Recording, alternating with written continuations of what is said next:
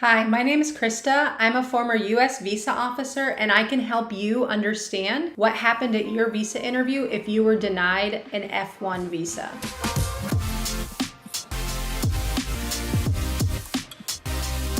The first thing you have to take into account is your nationality. There are certain nationalities for whom it is harder to get a visa in general.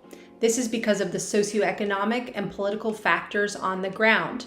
For example, if you are applying for a visa as a Nigerian national, there was a 67% refusal rate for B visas in 2019. For Nicaragua in the same year, it was 63%. Now, this essentially means that the consular officers adjudicating visas at those posts and for those nationalities have serious doubts as to whether or not the visa applicant will use the visa correctly and ultimately return home after a short trip to the United States.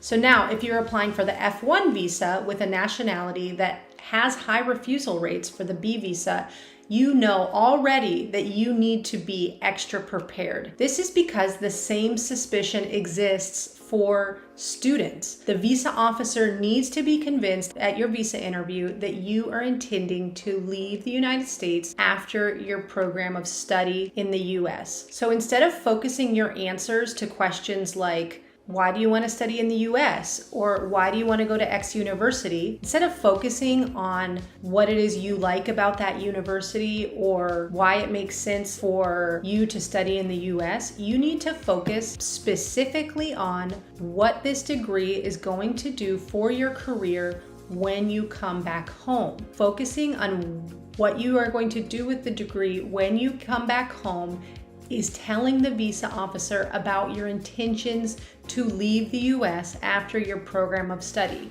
This is the most important piece of information you can give the visa officer during your visa interview.